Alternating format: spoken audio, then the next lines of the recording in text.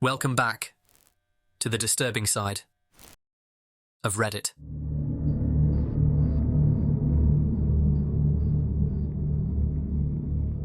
Our first post takes us to the Unresolved Mysteries subreddit, where a user asked, "Has anyone here ever met someone who later turned out to be a murderer?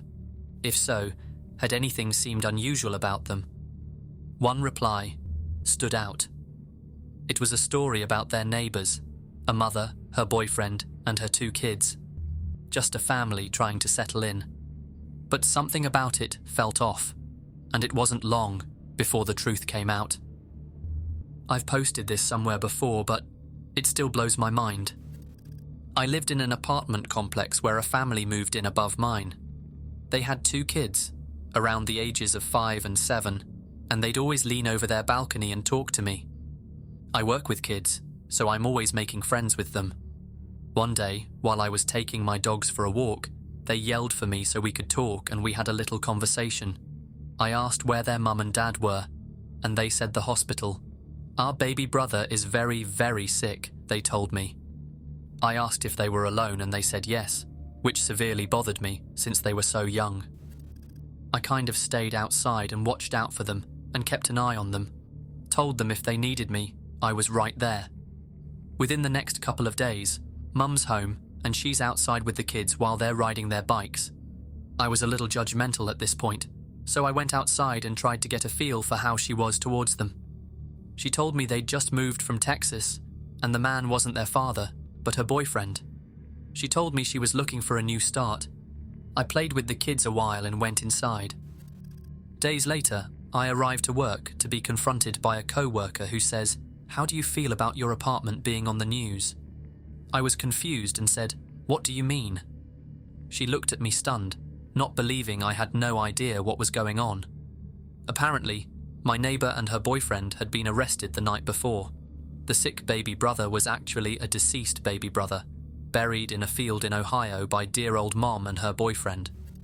They'd apparently asked a farmer if they could bury a dog on his property one night, and he agreed, not knowing the dog was a child. Those poor kids were so sweet, and I wish I'd done more in the beginning to help. Dirtbag parents got prison time, obviously. Grandma had tipped off the police that she had heard her daughter was telling people she only had 2 children, which she thought was odd. The Redditor continued to update the subreddit in the comments, writing, "I haven't looked into it recently. Last I read, she was claiming the child died in the middle of the night of pneumonia, and they found it dead. My boyfriend at the time had helped the girl's boyfriend move furniture into their apartment and said the guy gave him a really bad feeling, said he was an asshole.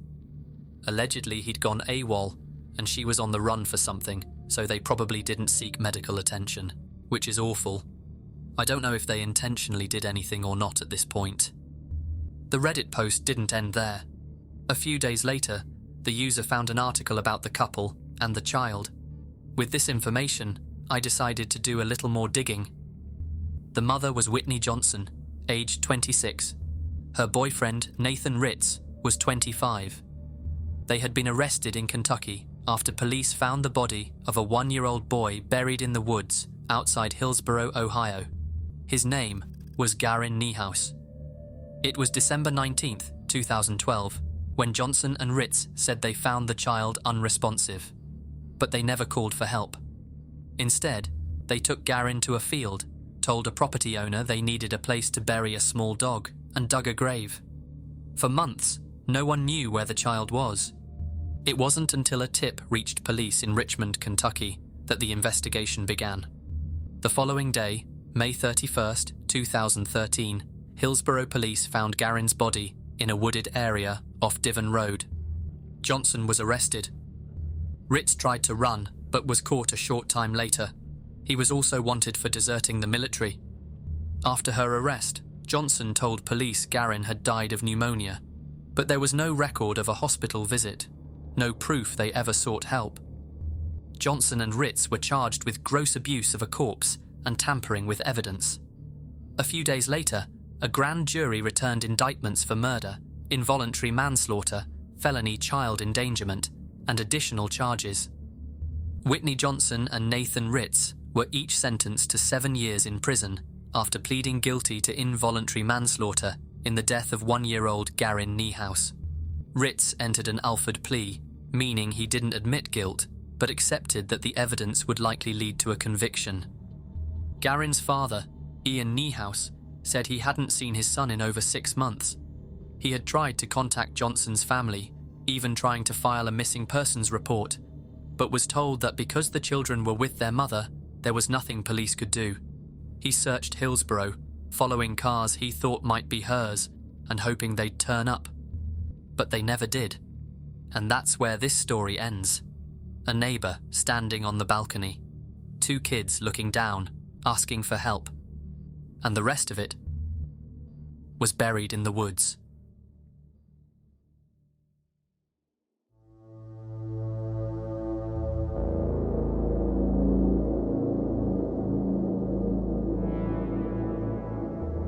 There are moments in life that are meant to be private, moments shared only with those you trust the most. Like the birth of a child, a memory so intimate, so personal, it feels impossible to share with anyone outside that moment. But when trust breaks, it can break in ways you never imagined. Sometimes, the people closest to you are the ones who push those boundaries, and when that happens, a moment meant for family can end up in the darkest places online. Throwaway. Although my husband will probably see this here anyway, maybe this can be the conversation starter. I don't know. I just need to get this out somewhere and have people validate that my feelings aren't crazy. I'm sorry if this is all over the place. I'm a mess. I'm 33, and my husband is 36. He's the most wonderful and caring person I've ever met in my life, I thought. Almost overbearingly sweet. He's always concerned with how I'm doing, how I'm feeling, how my mental health is. He's an excellent father to our 2 children as well. I had a difficult birth with my first child. My hospital experience was bad. I felt traumatized afterwards. When I got pregnant with my second, I knew that, barring any issues, I wanted a home birth. My husband was all for it. He's a nurse, so I felt doubly safe with him, plus my midwife to support me. The midwife filmed, and we also had a professional photographer taking pictures. Everything went great. It was so emotional and beautiful. I've been pretty possessive of that birth tape. I never uploaded it anywhere. After I downloaded it onto my computer from our camera's SIM card, I uploaded it to a USB, deleted it off my computer, and I keep it in a little hope chest to watch when I'm feeling sentimental. It's so beautiful and important to me, and I wasn't interested in sharing it. I have several friends who put their whole birth on YouTube, but I wasn't interested in doing that. My birth didn't need to be shared with the world. It didn't need to be a teaching moment. It didn't need to exist to make others feel better. After my traumatic first birth, it was mine, and I cherished it. My husband didn't feel the same way, and sometimes had light arguments with me about it. He was never pushy, but several times when I would watch it, he would comment, "This is such an excellent birth video. You're so happy and calm. I really think you should post this. Home births get such a bad rep, and this could put so many women at ease." I would tell him absolutely not. This is private. Stop pestering me about it. It's my body. He eventually dropped it and hasn't brought it up since. My husband and I have never been controlling. We don't have the passwords to each other's phones. I've never felt the need to check each other's phones or computers. I trust him implicitly. Well, I did anyway. I know he has a Reddit. We both read it pretty often. But I don't know his profile or what he does on here. I don't know. I've just never thought about it.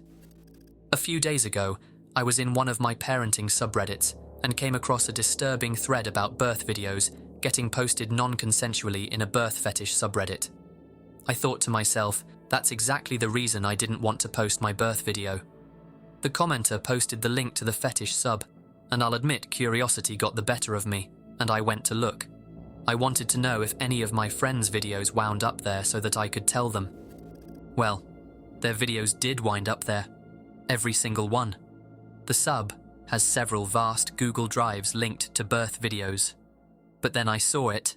My damn birth video. It looked like it had been a YouTube video at one point. I don't know. I don't understand how this works. I can't find it on YouTube anywhere, so I don't know. I'm so damn ashamed and horrified. There is a close-up of, well, everything down there in a damn fetish site. My baby taking his first breaths, me breastfeeding. It doesn't even cut off after the birth. It shows my baby getting weighed and just held. If this is a birth fetish sub, why does it feature so much of just my child? This seems like way more than just a birth fetish thing. I don't even know how to report the video. I reported the post and Reddit says it doesn't violate anything. I'm bawling as I type this. Like, what the hell? Only one person knows where that tape is. My damn husband. I don't even know how to broach this subject with him. Hey, did you violate my privacy and post our baby's birth online? Or did you submit it straight to a fetish site? Because that's where it is right now. I don't know what to do. I can't believe I even have to have this discussion. What the hell? Even if he didn't submit that video straight to the fetish site, he uploaded it somewhere else where they found it, and now his actions have led to this situation. He exposed me to perverts online. He exposed our newborn infant to perverts online. Our marriage will not survive this, and I'm a wreck. I should have known he had sick intentions when he was being so weird about wanting me to post this. Why? Why would he do this? I'm not even that angry about those sickos seeing me, but every time I think of my sweet little baby's face in there, I feel like I'm going to throw up. Surely this is illegal. Surely newborn babies can't be featured in content that people are sexualizing. Can they? I'm also just absolutely gutted by the fact that so many other women have had this special moment bastardized by that sub. How many of them are in my shoes, or my friend's shoes? I'm horrified. Do I press charges against my husband? I can't believe this is how my family is going to end. What will I even tell people? What will I tell my kids? I don't even know what to do. Just a quick update. I left and took the kids to my mum's house. I don't know how long we'll be here. I didn't tell my husband anything. I just wanted to get the kids the hell away from him. Even if he didn't share that video directly with those creeps, I don't want him around them. 3 days later, she came back with an update. It wasn't the kind of update you'd hope for, but rather just another part of it.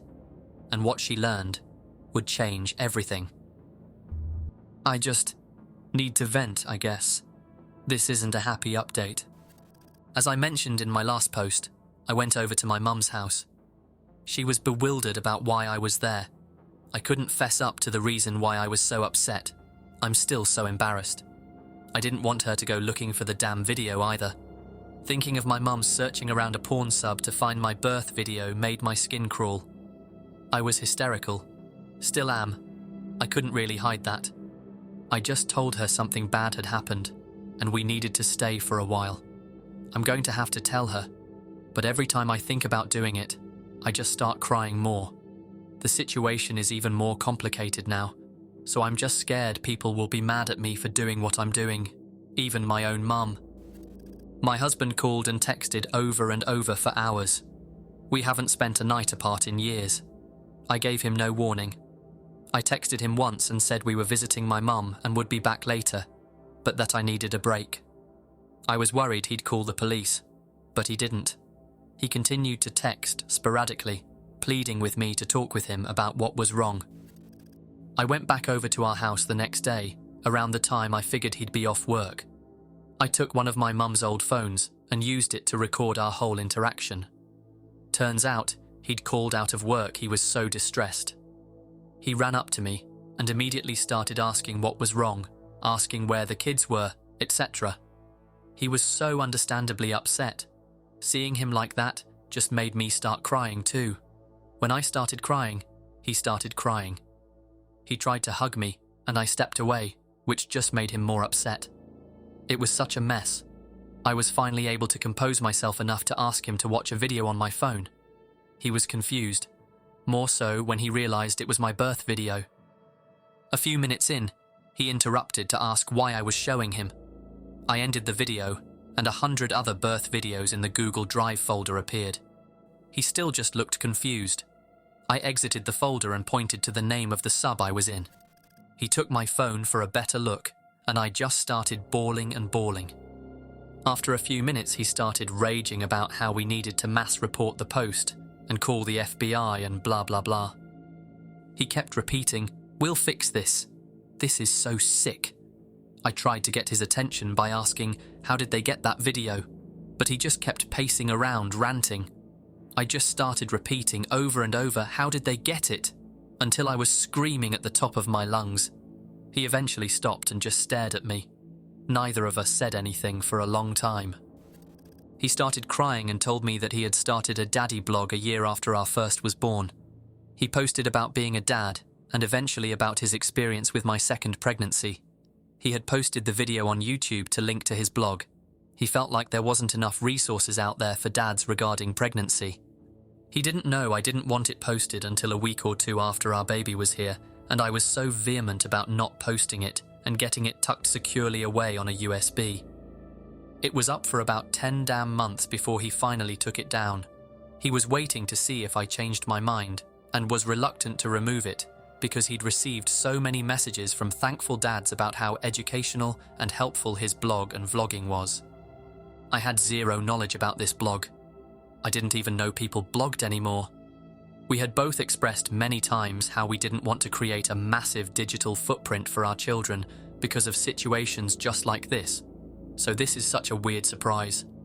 There's hundreds of pictures of our family on this thing. Anyway, we got into a huge argument about how this was a breach of trust and privacy. He maintained that he thought my reaction about not wanting the video posted was over the top, and how I never told him I didn't want to share it, how he didn't even think of it as a big deal, because he deals with that kind of thing every day, so it was just not a big deal to him and blah blah blah. His excuses were stupid, and I don't care. My birth wound up on a fetish subreddit because of him, and we are getting a divorce. When I told him it was over, we had another big screaming match. He went through several different emotions, crying, wailing, begging, and finally anger. I hadn't said anything about custody arrangements, or my plans besides divorce, but he started threatening full custody and how he was going to put up a huge fight, how it would just be he said, she said, how he has the better job, etc. Whatever. I didn't tell him I recorded anything, legal in our state.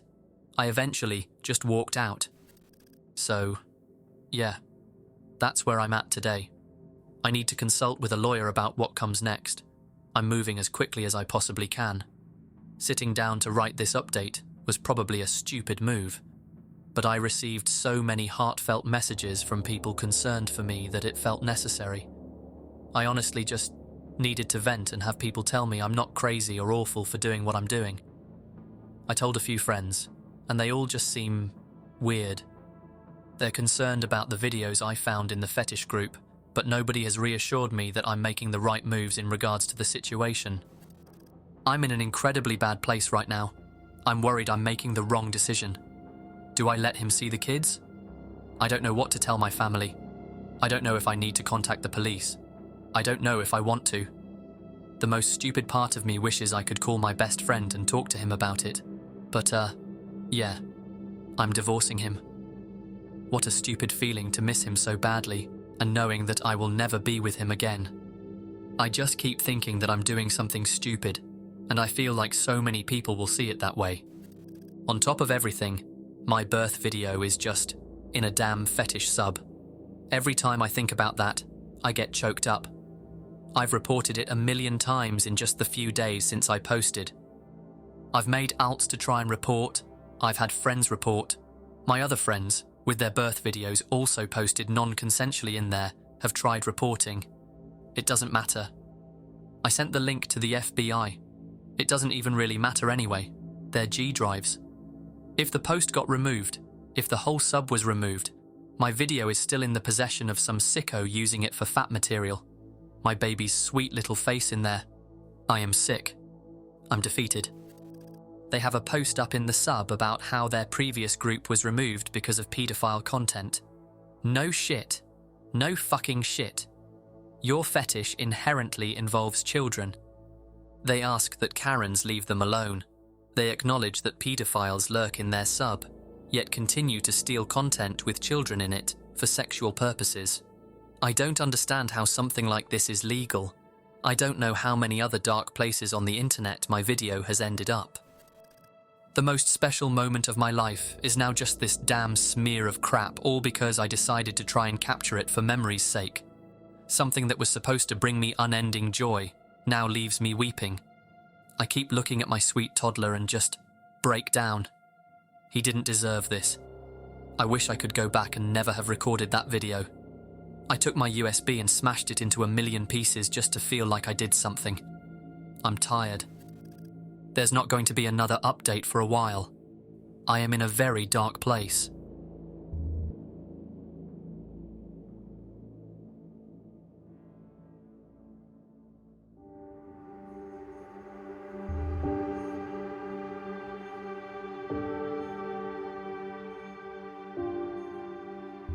The next post comes from a subreddit called Suicide Watch. It's a place where people go when they're struggling with thoughts of ending their life. It's meant to be a lifeline, a space to be heard when you feel like no one else is listening. For days, one user posted a countdown. Every day, another post, another update. But on the last day, his final words weren't posted to Suicide Watch at all. They appeared in a different subreddit called True Off My Chest, a place where people go to share something they can't keep to themselves. These were his final words. I've set up an auto hotkey script to hit post on this message in 1 hour. I'm posting my last words here instead of Suicide Watch since they've shadow banned me, which is hilarious. Almost 2 months ago, I made the decision that I don't want to live anymore. I gave myself the time frame to allow for a small miracle to change my mind, but in the days that have gone by, it has only deepened my conviction. I was born facially malformed. This kind of ugliness doesn't start to bother you until you reach your mid-teens, after which it only gets worse every year. I was always an awkward kid, unable to make friends. Combine these two, it comes as no surprise that a romantic relationship was never something I would attain. As an adult now, it really does feel like I missed something regarding socializing and relationships that everyone else didn't. Like I missed 2 weeks of classes and came back not having any idea what was going on, and trying to get help catching up was only met with scorn and disgust. Felt like some key part of my brain was just missing. I was never good at anything, but halfway through high school, I calculated my grade points and saw that if I did exceptionally well from there on, I could probably get into a prestigious tech university in my country. I worked my arse off those last years of high school and succeeded. I got accepted into their mechanical engineering program. I had hoped to make at least some sort of friends there. I had heard and read that engineers would be all nerds and geeks, and maybe they could relate to me. Unfortunately, this wasn't the case. Everyone was just normal, and normal people don't want me. I really tried, but the missing part of my brain kept me from making any friends. I just don't understand how to do it. I barely got accepted in the first place. Getting through university was even harder. I wanted to quit from the first year. I held on hoping there would be some light at the end of it. Some meaning, some value. Many years of sweat, tears, and real blood, and working myself to insanity every day. I attained my engineering degree along with a master's degree. I remember the statistics given for my master's program. 75% found work in a field related to the master's degree before graduating. 90% found work within a month. 98% found work within 3 months. Pathetic. Utterly pathetic. Half a year has passed since I graduated. I'm sitting here unemployed, with my money all gone. There is none left. I lose. I was never passionate about engineering like everyone else seems to be. I can't feel happy just having a degree. It's worthless. What I learned is worthless. I am worthless. So here I sit, doing my usual hobby of whining on the internet about how much my life sucks, I guess. Growing up sucked. High school was awful. University was just as bad. And at the end of the line, there was no reward, no happiness, nothing. Hideous, unwanted, unemployed, worthless. Garbage, trash, useless, waste. For the entirety of my time as a student, up and until this current day, I've lived in the crappiest, cheapest, tiniest student dorm in the city because I could never afford better. And unable to find work, I was never given the option to move out. I absolutely, utterly hated this place. I do not feel comfortable in my own home.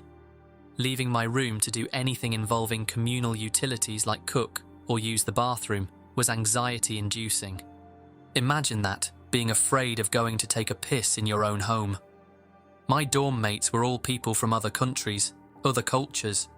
I wanted to be tolerant, but they just didn't align with me. Loud yelling, poor cleanliness, friends over all the time, noise, noise, noise. I was always bad with accents, so I could barely understand what any of them were ever saying. But they were in majority, so what they wanted was the rule.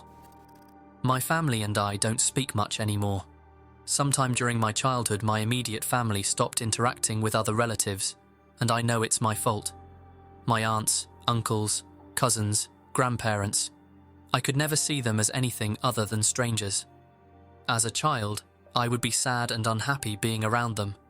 As a teen, I would be quiet and keep to myself. Last time I met any of them was when my sister graduated high school. When I graduated, there was no celebration. When my sister did, dozens of people I had no idea who they were showed up and threw a huge celebration. Supposedly, these were all relatives of us.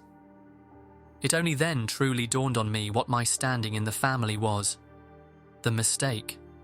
The malformed mistake that they wanted hidden. Soon enough, this turned to hatred for my sister.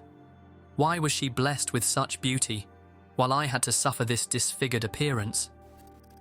Over university, I spoke to my family less, and they almost entirely stopped contacting me. I haven't spoken to any of them in over a year. Attaining my degree was never celebrated, neither by family nor by friends.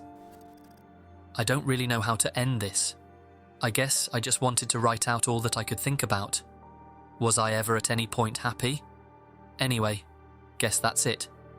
This still feels more climactic than when I received my degree. My dorm mates will find my body soon enough. My name was David. Today, I turned 25 years old. I was born in a small town where I grew up and had no friends. I moved to a big city to study engineering. I graduated. I could not find a job. I never had a girlfriend. My family has forgotten me. I achieved nothing. I will not be remembered. This was my story. It has now ended.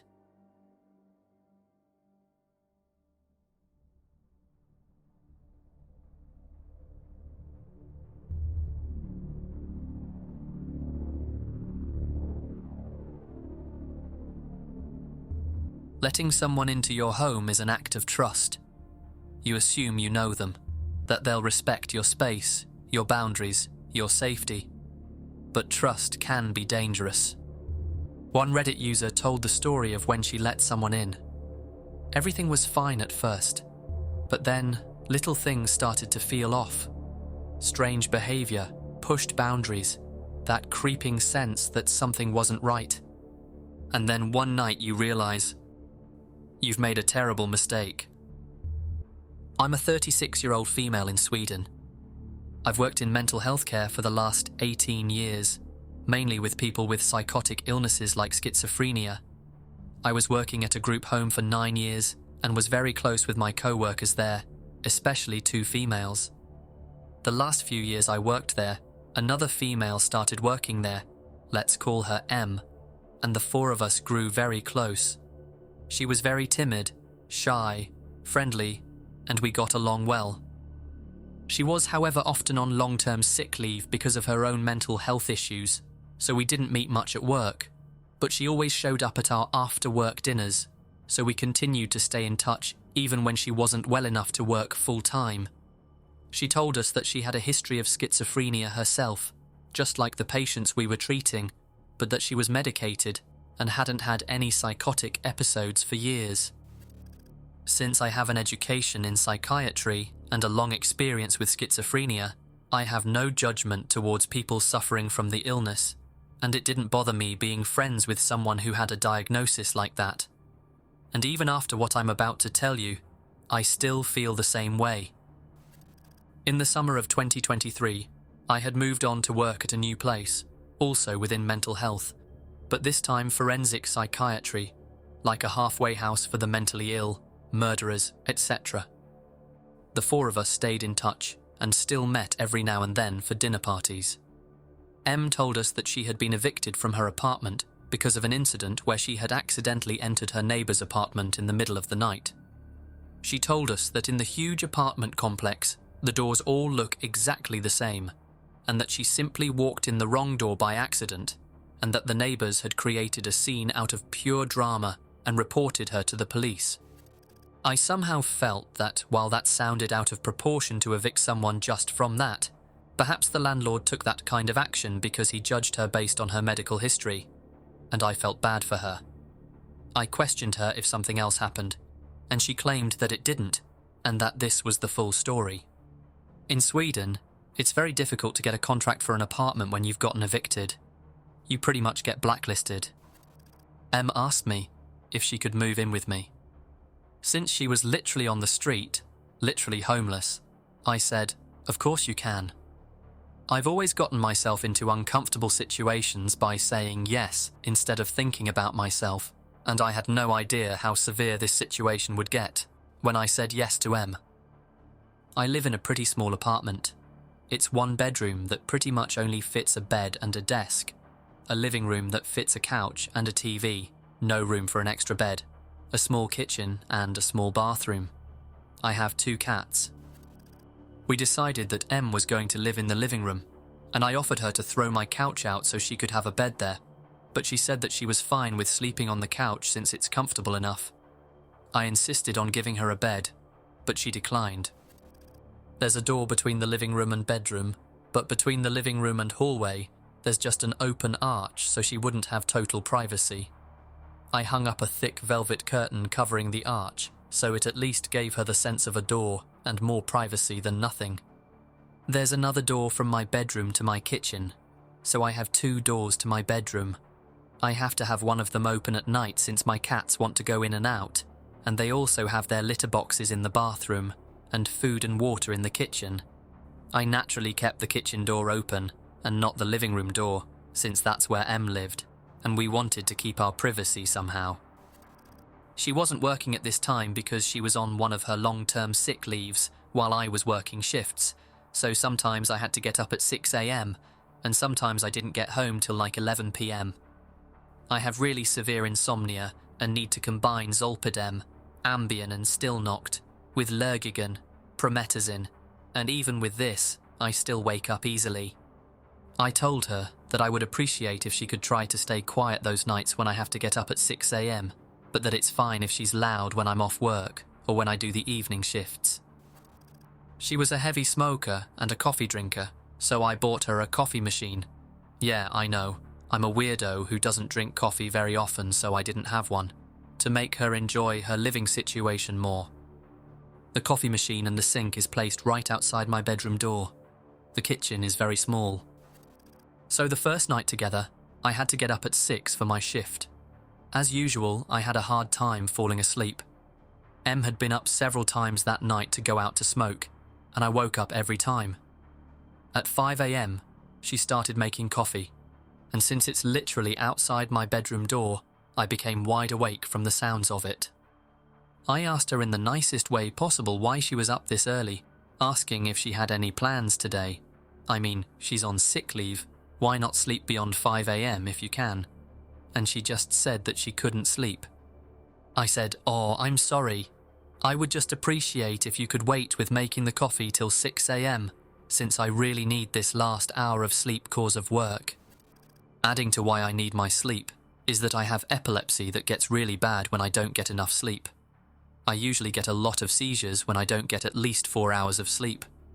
I knew that I would probably get seizures at work now, meaning that this day would be both stressful and potentially dangerous for me, since there's a huge risk that I fall and hurt myself. and it's not a good thing to get cramps and seizures among mentally unstable criminal clients who you are supposed to care for. I know that it's not an ideal situation to work in that field with my condition, and I can inform you all that I did quit after only 6 months.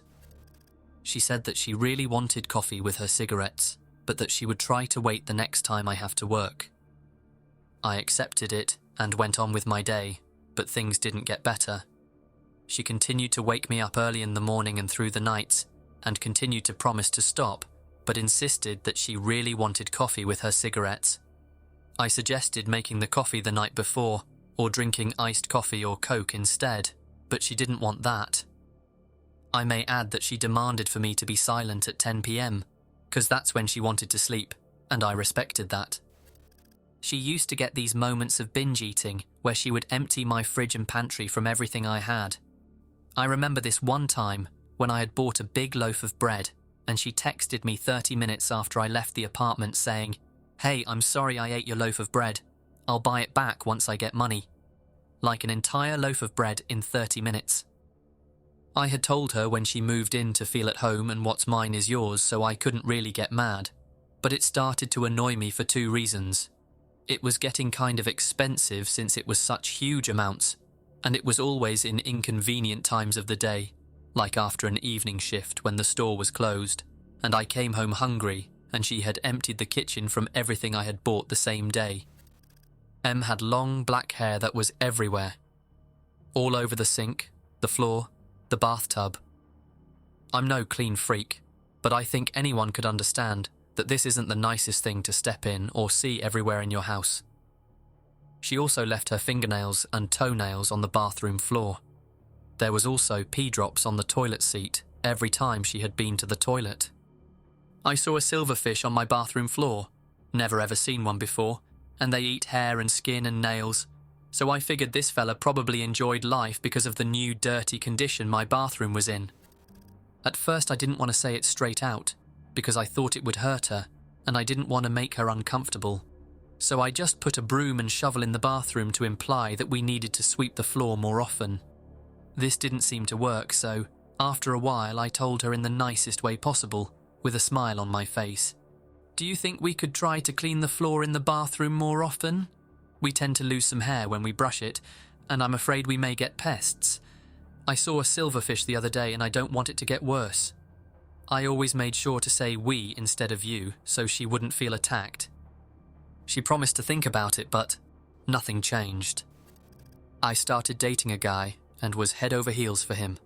He was also in a roommate situation, so we had a tough time getting any alone time.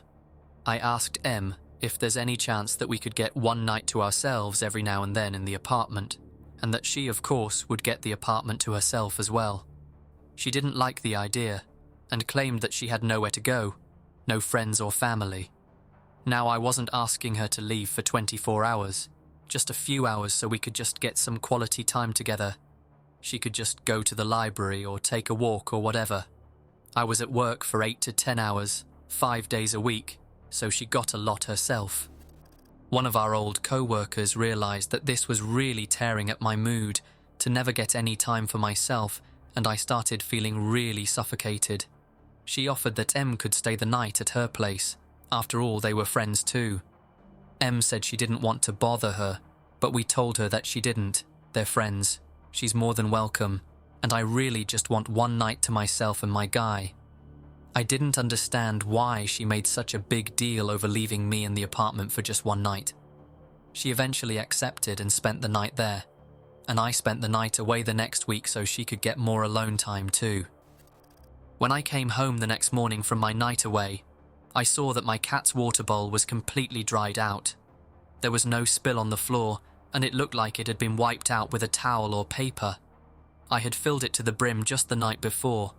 I asked her how this was possible, and she said that the cats must have tipped it out, but there was nothing on the floor like I said. My cats are overly social, and usually cuddle up with strangers after just a few minutes. I noticed that the cats withdrew from her more and more over time, and the last couple of weeks they never left my bedroom, except from when they ate or used the litter box. It seemed like they were scared of her, which I couldn't figure out, since she was so timid. I had this old saucepan from the 60s that meant a lot to me. You probably wonder how a saucepan can mean a lot to someone, but it was my grandmother's, and it's the only thing I have that belongs to her. My mother used to cook for me with it when I was little, so it has a great nostalgic value to me. She burnt it one day and made no attempt to clean it.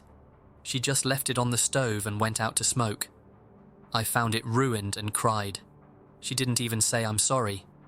She also broke dishes several times and didn't bother to replace them or apologize. This added to my frustration with her naturally.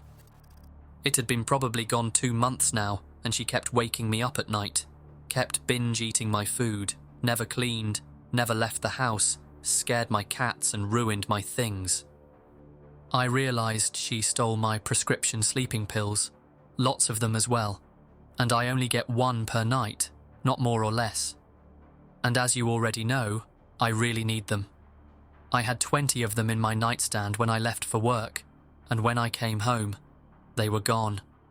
She denied doing anything, which is pretty hilarious since no one else could have been there. My frustration was getting heavy.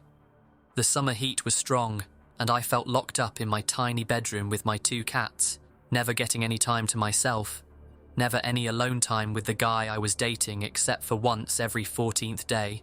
My apartment was messy, and she was stealing from me, etc.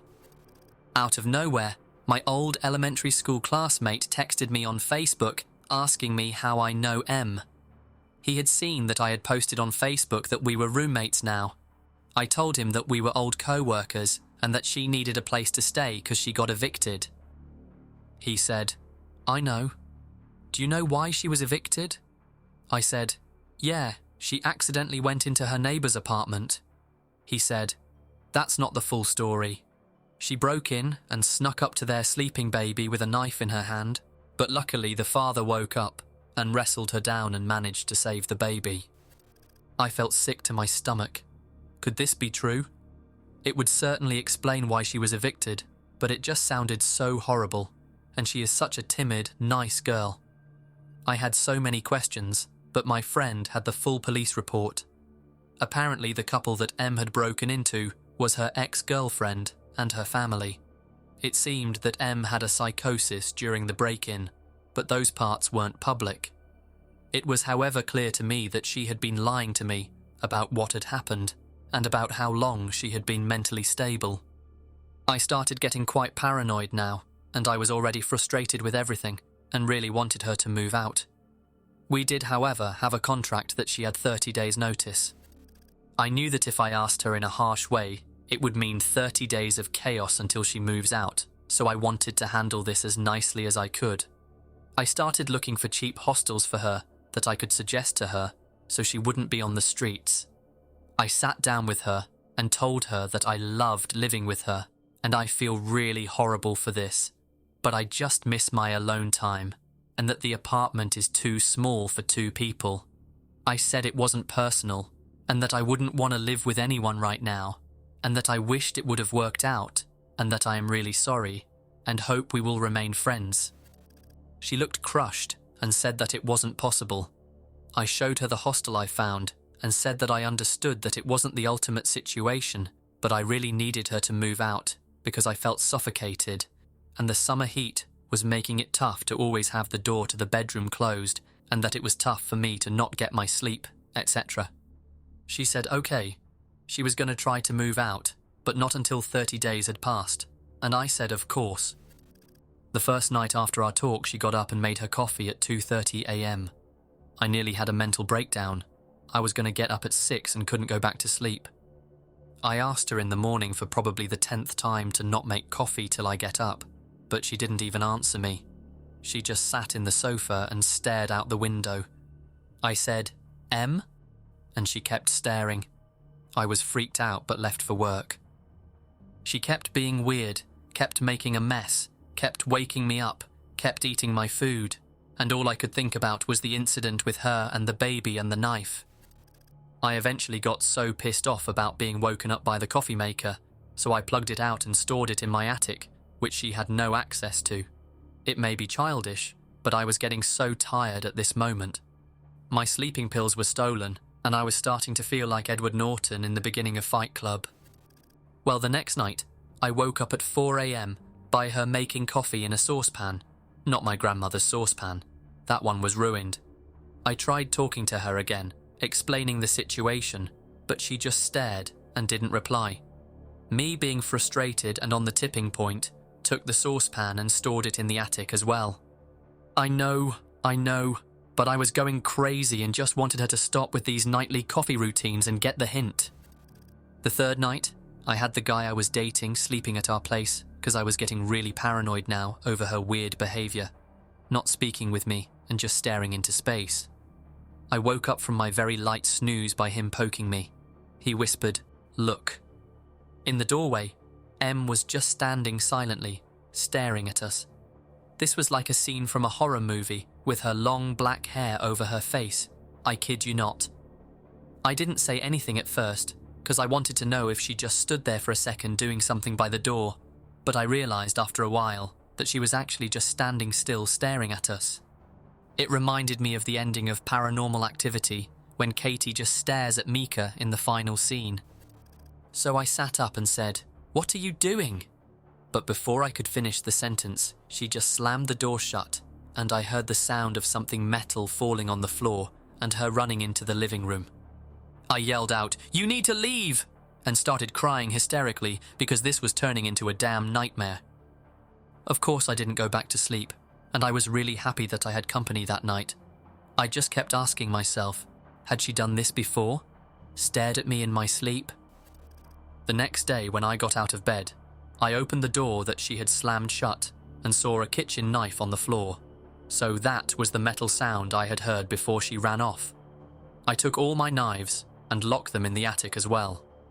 I then asked a friend of mine to come to my house and be here when I tell her that she has to move out immediately, that I can't wait 30 days, 27 days left. During the conversation, I really tried to stay calm. I know she has a mental illness. I know she means no harm. Even though I was so frustrated, I couldn't hate her. I was mostly scared and tired. She, however, didn't even answer when I talked to her. She just kept staring out the window. She left the apartment and sent me a text instead, saying that I was disrespectful for bringing a friend over to her place. Nighttime came and I thought this would be a quiet night finally. No coffee maker or saucepans. But at 3 a.m, I woke up by her burning dry coffee powder in a frying pan. At this moment, I just felt terrified of her. Her face was dead. Her eyes were black. I suspected that she had gone into a psychosis. I stopped the fire and she just ran off to the living room in silence. I knew she had an appointment with her psychiatrist the next day, and while she was away, I packed all her things. I then sent her a text telling her that she needs to pick them up and give me my keys back, and that I will give her money for a hostel for the upcoming 26 days. She didn't reply. The guy I was seeing came to keep me company in case she would fight about it. She didn't. She left the keys without looking at us, and left. Our co-workers who were friends with us both told me that she moved in with a guy that she was dating, and she stayed there for a few weeks till she somehow amazingly got an apartment of her own. She started working again, and I was really happy to hear this. She seemed to do well. Then in January of this year, one of our old co-workers told me that Em had called her and told her that everything must burn, that she has a baby that she must save, and other delusional stuff. She had called 112, the Swedish emergency number, like 911, about this, but they hadn't taken it seriously. Em had then proceeded to burn her entire apartment down because the voices in her head were telling her that she has to burn everything to save her friends and family. Her neighbours had tried to rescue her from the fire, but she had fought them off and ran back in and poured liquor on the fire to make it burn more. She was arrested and sentenced last week for aggravated arson. She will serve her time in a mental institution and prison for a long time, possibly forever. What's ironic is that she will probably be in the facility where I used to work and end up where she used to work herself. My old co-worker was a witness at the trial, and apparently she had stopped taking her medication, Abilify, because she thought that it made her feel numb, and she thought she was stable enough to function without it. Apparently not. She had also stopped taking her medication the last few weeks when she stayed at my house. So when she stared blankly into space, she was going into psychosis. When she stared at me with the knife in her hand, and when she burnt the frying pan that last night. It's disturbing to think about what would have happened to me and my cats if she would have stayed, or if I would have been a heavy sleeper. I also think about what would have happened to that baby that she snuck into before she was evicted. And yeah, I know it's crazy that I didn't just throw her out by then. It was complicated. The reason why I haven't been able to talk about it with my friends is because they sympathize with her and have minimized my experience, and they think that I make a bigger deal out of it than I believe it has been. I sort of understand it, since they never saw that darkness in her eyes that I saw in those last couple of days. The original post ended there, but the user left a link to a news article, one that lined up exactly with their story. The article described a case of aggravated arson, a woman taken to hospital under the Mental Health Act, Section 47. No names were given, as Sweden protects the identities of those with mental health conditions. Section 47 of the Mental Health Act allows a person in custody to be transferred to a psychiatric hospital if 2 doctors agree they suffer from a mental disorder and need treatment. And while we can't say for certain if this was M, the details are strikingly similar. It's the kind of story you can only find on Reddit, and the kind of story you don't forget.